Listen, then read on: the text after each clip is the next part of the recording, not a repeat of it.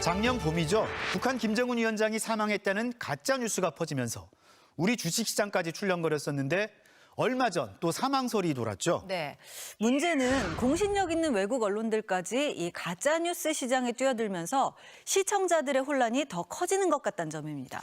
네, 도대체 북한 관련 가짜 뉴스는 왜 나오고 또 어떻게 유통되는지 알아보기 위해서 MBC가 심포지엄을 열었습니다. 그 내용 최유찬 기자가 정리해드립니다. 김정은은 죽었다. 지난 10월 미국 주간지 글로브는 일면 머릿 기사로 김여정이 쿠데타를 일으켜 오빠 김정은을 제거했다고 보도했습니다. 최근 화면에 나온 김정은은 대역, 즉 가짜라는 겁니다.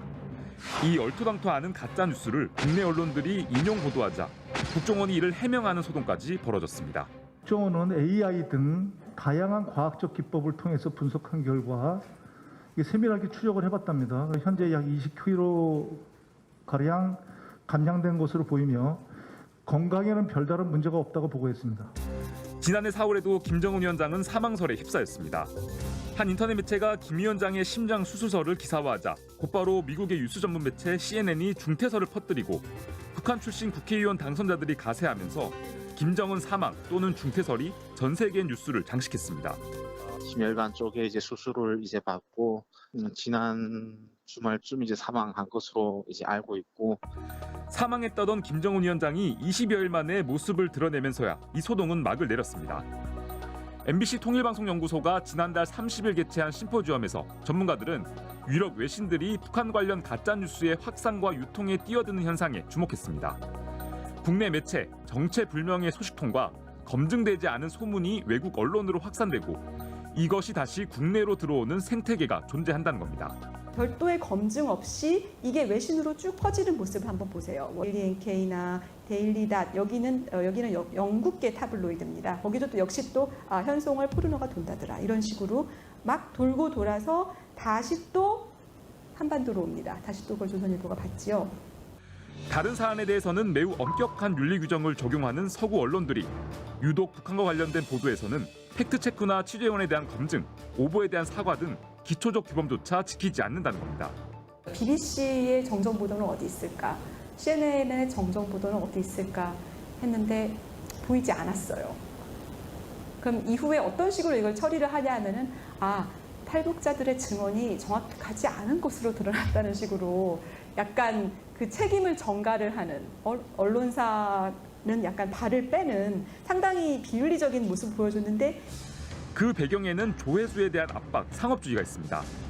김정은 일가와 북한에 대한 관심이 높아지면서 뉴스가 돈이 되는 아이템이 됐기 때문입니다. 일일 부수가 100만 부가 넘는 영국 최대 일간지 써니입니다. 김정은이라고 치면은 기사가 2,000개가 넘습니다.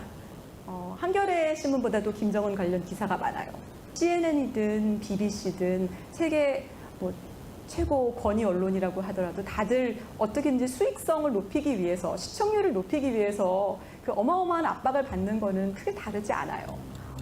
그 밖에 북한을 정상국가로 인정하지 않는 예외주의, 인종적 편견, 외신 기자들의 전문성 부족 등도 지적됐습니다. 파원 몇 명 안 되는 사람이 온 한반도 내지는 온 동북아를 취재해야 되는 외신한테 굉장히 어떤 전문성을 기대하기는 구조적으로 쉽지가 않거든요. 북한에 대한 오보는 일정 부분 북한의 폐쇄성이 초래한 측면도 있습니다. 정보의 유통이라든가 이런 것들이 쉽지 않기 때문에 일단 북한을 정확하게 전달하는데 굉장히 어려움을 겪을 수밖에 없고, 심지어 잘못된 보도가 나왔을 때 그런 것들에 대한 시인이나 부인조차 안 하고 있기 때문에 문제는 북한 관련 가짜뉴스가 우리의 국익이나 한반도 평화에 악영향을 준다는 점입니다. 지난해 CNN의 김정은 사망설 보도 직후 한때 우리 주식시장이 3%까지 폭락하고 환율도 급등했습니다.